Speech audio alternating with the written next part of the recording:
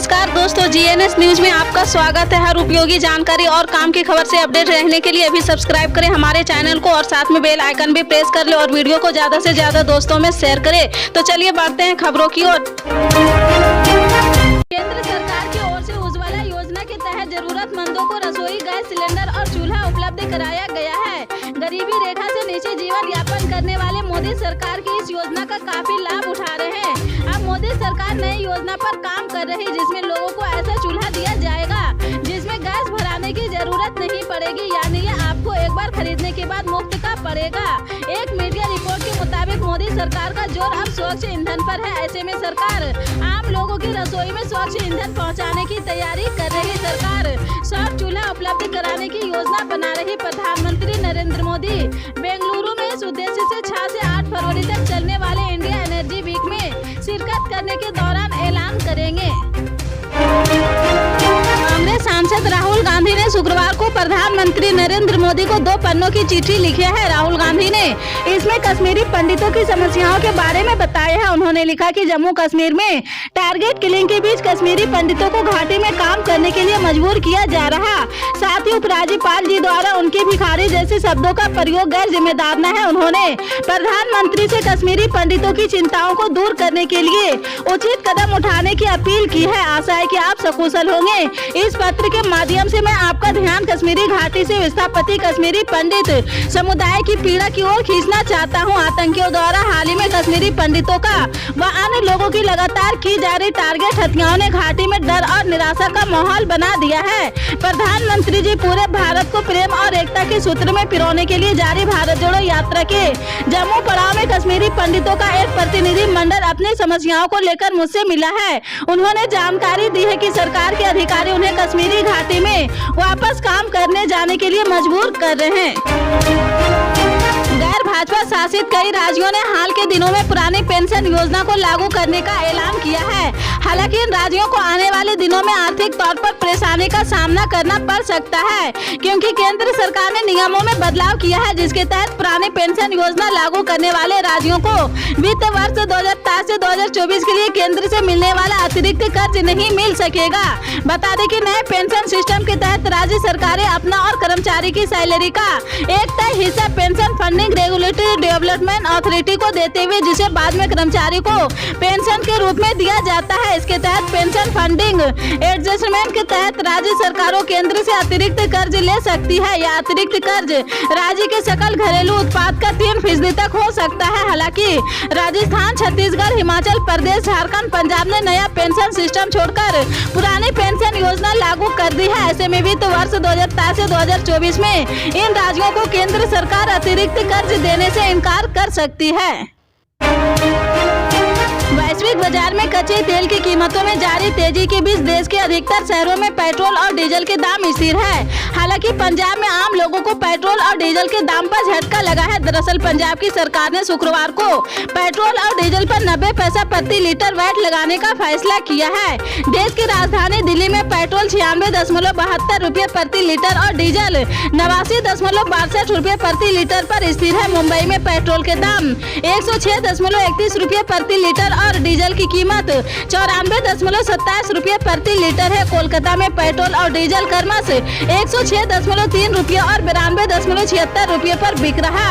चेन्नई में पेट्रोल 102.63 रुपये, डीजल 94.24 रुपये पर बिक रहा है।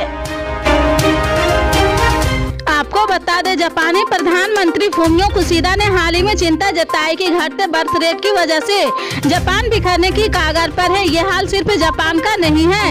एशिया की जमीन से दुनिया का महाशक्ति बनने का सपना देख रहे चीन के लिए भी गिरता बर्थ रेट चिंताएं बढ़ा रहा है। चीन दुनिया की दूसरी और जापान तीसरी सबसे बड़ी इकोनॉमी है, यानी दुनिया के 2 सबसे समृद्ध देशों में हर साल पैदा होने वाले बच्चों की संख्या घटती जा रही। एक्सपर्ट का कहना है कि इन दोनों ही देशों में विवाहित जोड़े परिवार बढ़ाने में खास रुचि नहीं दिखा रहे। इसकी वजह क्या है, ये सुनने में थोड़ा अजीब जरूर लग सकता है, लेकिन इसकी एक बड़ी वजह महंगाई है।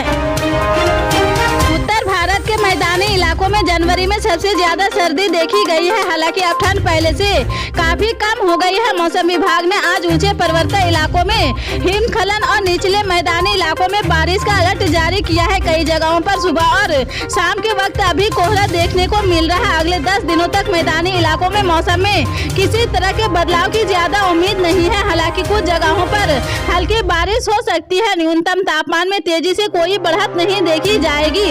इसके अलावा तमिलनाडु, पुडुचेरी और केरल में हल्की से माध्यम से बारिश होने की संभावना है। अब एक बार फिर दूध के दामों में बढ़ोतरी की गई है। पहले अमूल कंपनी ने अपने दूध के दामों में बढ़ोतरी की है। वहीं अब हरियाणा और पंजाब के पॉपुलर ब्रांड वेरका ने भी दूध के दामों में बढ़ोतरी की है। वेरका की तरफ से 3 रुपये प्रति लीटर दूध के दाम बढ़ा दिए गए हैं। वेरका ने अपने दूध के दामों में बड़ी बढ़ोतरी करते हुए फुल क्रीम दूध का 60 रुपये लीटर कर दिया है। टोन मिल्क का दाम 51 रुपये लीटर कर दिया गया है। वहीं स्टैंड दूध का दाम 57 रुपये लीटर कर दिया है। आज सुबह से वेरका दूध की ये बड़ी कीमतें लागू हो गई है। दिल्ली के उपराज्यपाल वीके सक्सेना ने एक शिक्षा सम्मेलन में भाग लेने के लिए उप मुख्यमंत्री मनीष सिसोदिया की अमेरिका यात्रा को सैद्धांतिक रूप से मंजूरी दे दी है। मंजूरी के साथ ही एलजी ने इस बात पर स्पष्टता की कमी जताई है कि मनीष सिसोदिया की यात्रा का खर्चा कौन उठाएगा। उपराज्यपाल के राजनिवास के अधिकारियों ने शुक्रवार को इसकी जानकारी दी है। यह मंजूरी ऐसे समय में दी गई है जब दिल्ली सरकार के स्कूलों के प्राथमिक शिक्षकों को ट्रेनिंग के लिए फिनलैंड भेजने का प्रस्ताव अभी भी उपराज्यपाल के पास पेंडिंग है। इसे लेकर आम आदमी पार्टी पहले से ही उपराज्यपाल पर हमलावर है। मुंबई से सटे कल्याण से एक अजीबोगरीब खबर सामने आई है।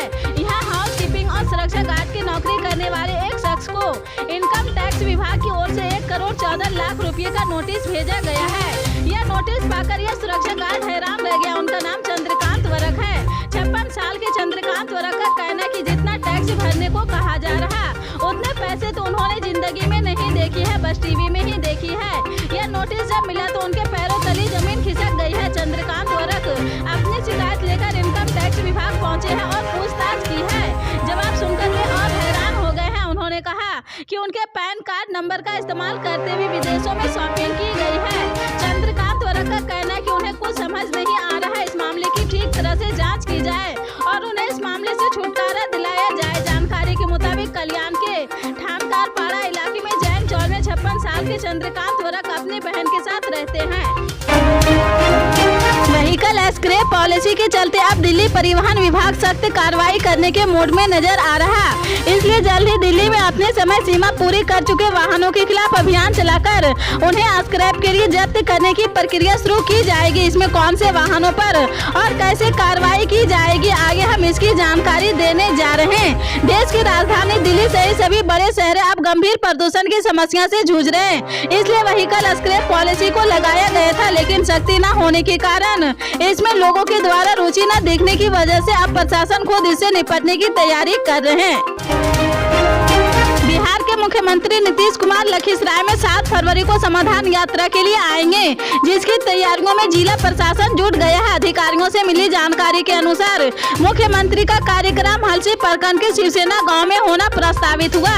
वहीं प्रशासनिक स्तर पर समाधान यात्रा की तैयारियां युद्ध स्तर पर चल रही है।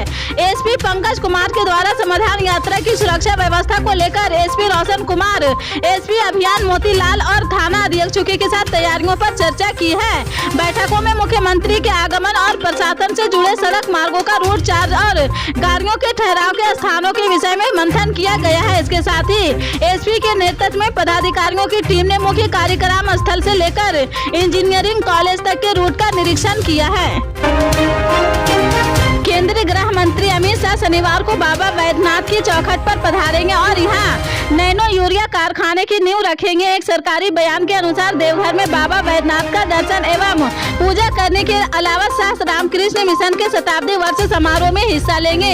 इंडियन फार्मेस फर्टिलाइजर कोऑपरेटिव लिमिटेड के प्रबंधन निदेशक यूएस अवस्थी ने बताया है कि केंद्रीय गृह मंत्री अमित शाह 450 करोड़ रुपए की लागत से बनने वाले नैनो यूरिया कारखाना प्रेशर की शनिवार को यहाँ नींव रखेंगे। उन्होंने बताया कि यह देश का 5वां नैनो यूरिया कारखाना होगा कि पहले नैनो यूरिया यूरिया कारखाना का उद्घाटन प्रधानमंत्री नरेंद्र मोदी ने पिछले वर्ष गुजरात में किया था। सर रामकृष्ण मिशन विधा घाटी के शताब्दी समारोह में भी भाग लेंगे। सर यहाँ आयोजित बीजेपी की विजय संकल्प रैली को भी शनिवार को ही संबोधित करेंगे। हिमाचल प्रदेश में संस्थानों को डिनोटिफाई करने के मुद्दे पर एक तरफ पूर्व सीएम जयराम ठाकुर समेत पूरी भाजपा सुखू सरकार पर हमलावार है। इस फैसले के खिलाफ भाजपा 15 फरवरी तक हस्ताक्षर अभियान चलाएगी और 15 फरवरी से 28 फरवरी तक प्रदेश भर में जहां जहां संस्थान बंद किए गए हैं वहां पर विरोध प्रदर्शन होगा। पालमपुर से भाजपा नेता त्रिलोक कपूर ने तो इस निर्णय के खिलाफ हाईकोर्ट का दरवाजा भी खटखटा दिया, लेकिन दूसरी तरफ भाजपा के एक विधायक मुख्यमंत्री सुखविंदर सिंह सुक्खू की खुले दिल से तारीफ कर रहे हैं। इतना ही नहीं, उन्होंने तो यहाँ तक कह डाला कि सीएम ने उनका दर्द साझा किया है। विधायक के इस बयान से भाजपा की मुश्किलें थोड़ी बढ़ती हुई नजर आ रही। मुख्यमंत्री सुखविंदर सिंह सुक्खू ने भाजपा विधायकों को भी थैंक यू बोला है। सीएम ने कहा कि भाजपा विधायकों ने भी सार्थक सुझाव दिए हैं, उन्हें भी पता है कि प्रदेश की स्थिति क्या है। पल पल के अपडेट जानने के लिए जुड़े रहे आप अपने GNS न्यूज चैनल से। मिलते हैं अगली बड़ी खबर के साथ, तब तक के लिए जय हिंद।